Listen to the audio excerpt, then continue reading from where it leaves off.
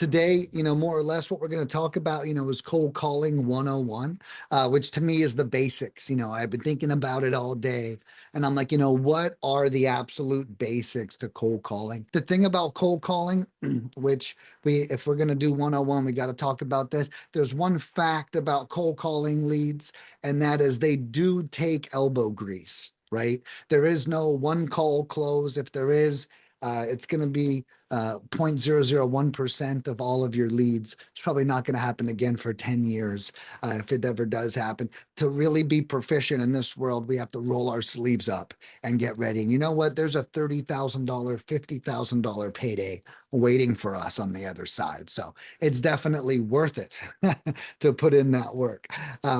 And then, so back to cold calling itself. So that is the attitude we need to have pursuing these leads and following up with them after they become leads. But in order to get them, the first rule of cold calling is really just action taking is, don't be too hyper analytical. Okay. I have a lot of people say, Nick, when is the best time to cold call? You know what the answer is? Whenever you feel like it is the best time to cold call. You're not always going to feel like it. You don't always feel like going to the gym. I have a rule around the house, and if I feel like working out, I'm gonna work out right there on the spot. Okay. Because I might not feel that way in 10 seconds. Okay. I might feel like relaxing or kicking my feet up. Right. And so if I feel something, I pursue it. So the first rule of cold calling is if you feel like doing it, that's the time to do it. Don't worry about the time of the day or if this is right or whatever. Worry about how you feel. Because the truth is, if your energy is right, then your leads will be good. If your energy is wrong, your leads will be bad. Right. People have a way of knowing your mood. People have a way. If you're grumpy, they're going to eat you alive. They're going to pick up on that grumpiness. They're going to be resistant to you. It's going to like cold calling is going to be a mirror to your energy. All right. I cold called for over a month before anyone told me to f off. You better get used to language like that because it's coming at you if you're cold calling, okay? But it took a month for someone to say that to me. And it's because my energy was good and I was so nice. I remember if a lead got off the phone with me and they were like, it was so nice talking to you today. I would be like, crushed it. I don't even care if it ended up being a lead or not. If that other person enjoyed their experience, it was a win for me. And that's going to be our second tip. Okay. The second tip is do not only evaluate your performance off of a contract or a closed deal. Okay. You're going to find yourself quickly defeated if your end result goal is too high. You know what your goal is? Your goal is to have great conversations. Enough great conversations back to back lead to great deals, right? So don't say, "Oh, this was a hot lead. Oh, they're distressed."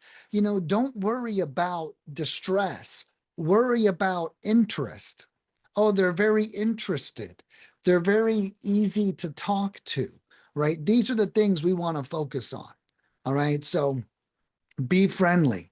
I've got this course I give away for free on the website. And I probably say the word love like 40 times in the course. And that's because your real goal is to best friend this seller. Now, that's not going to happen all the time, but that's your goal, right? They say shoot for the stars, reach for the moon. So our best case scenario is this seller forms a bond to us and we become really good friends. That's best case scenario. All right. Now, that could be tip number 3 is we need this person to fall in love with us. Okay. I always say great deals are not taken. They're given. They're given to you by the seller. Okay. You're not going to take a great deal from anybody. We do not want to be a master negotiator. Okay. That is not the end result. Being great at negotiations does not equal an amazing long-term relationship. We want to be in integrity. We want to be clear on our goals. We want to show up when we say we're going to. If you tell a lead you're going to call them, you need to call them. If you say 3 o'clock tomorrow, you need to be there at 3 o'clock tomorrow. You need to exude things that show the seller that you're different, that you have integrity. Okay. So getting them to love you is really important. And 9 times out of 10, being a stern, fierce negotiator is honestly not going to help your relationship in the long term. It might help it in the short term, but not in the long term. Those are the properties we get under contract and they cancel on us and they flake out on us. And then all this weird stuff starts happening. So we want to have a nice, long lasting relationship. Okay. So we got making sure that we're in a great mood, making sure that we're in the mood to cold call. All right. We know we got to roll our sleeves up whenever we're getting ready to work these leads. And then we want to shoot for good conversations. Right. And then we want to get them to fall in love with us. So it's like we also, that being said, grumpy leads, let me tell you, sometimes we have an affinity to be grumpy back when someone's nasty to us. Okay. Don't fall for that. Okay. Do not fall for that. I have a rule for my cold callers, and that is you want to be the light in their day.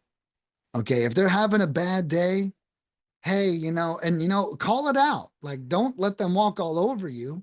Call it out. Hey, I can tell it sounds like today's a bad day. Would you like me to follow up with you in a couple of days? Right. So it's like we're kind of checking them a little bit, but we're always being polite. We're always being friendly because you're going to come across people that are going to try to ruin your day. Okay. And don't fall for that. Move right on to the next lead. Okay. Hey, you know what? That person's having a bad day. I was as polite as I could be. That's it. And if you get into a screaming match, you're going to be way more heated, and that's going to affect your next couple of phone calls. Okay. So do yourself a favor and work on releasing that energy. All right. So these steps I just covered, this is more like maybe emotional intelligence rather than actionable. All right. So next up, we're going to talk about actionable steps. All right. So now we're getting into cold calling. Now we got our mood, we got our goals. We're focused on a closed deal. We're focused on good conversations. We're focused on being in integrity, getting them to love us. Now we're getting started. All right. So rule number one, some people aren't going to agree with me, at least not until I'm done talking, but never address a lead you've never spoken to by name. Don't ever call a lead and be like, hey, is this Bill? You don't care if it's Bill. And let me tell you what, yeah, if you get that right, sure, it might give you a little bit of brownie points. But if you get that wrong, you just lost everything. Nope. Bam. What? What? Bam. Boom. Fish off the line. Just like that. Okay. So don't ever address a lead if you don't know their name for a fact. And what do I call a fact? They told you their name. Hi, I am Bill. Great. I'm going to store you in my cell phone as Bill. From that point forward, you call that guy Bill. Before that moment, here's what you call that guy. Hey, yeah, I'm sorry to bother. I'm looking for the owner of 123 Sycamore Street. Okay. And the reason why is it doesn't matter if their name's Bill. It matters if they own that property.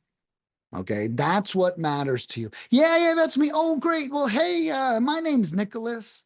And I was wondering, have you ever considered selling before?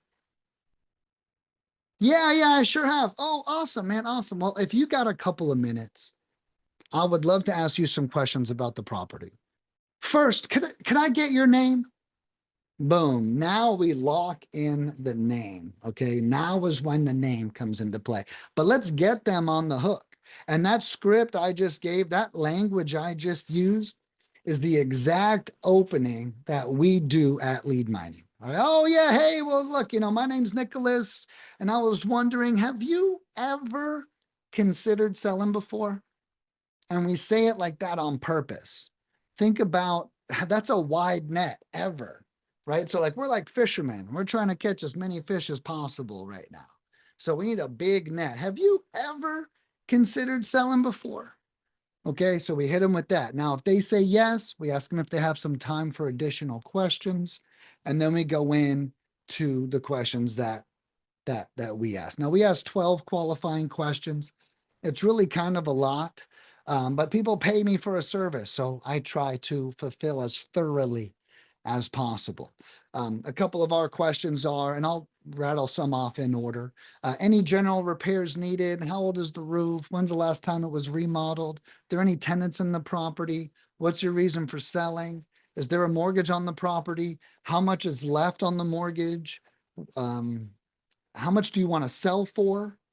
And then after we ask that question, we ask them, are you open to receiving that amount in monthly payments? Okay, I call that a sneaky owner finance question.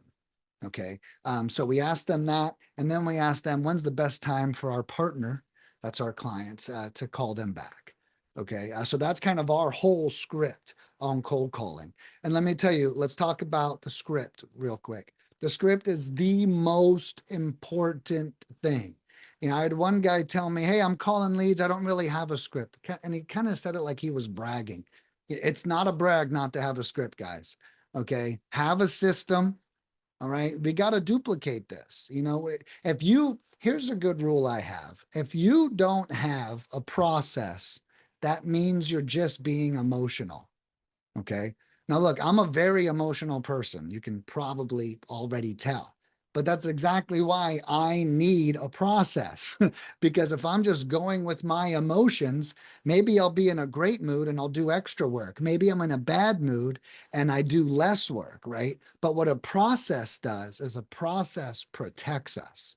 All right. So make sure you have a script and you have a process. We need to ask this question. We need to sound confused. That's what I shared with you. We need to ask this question. We need to say, have they ever considered selling?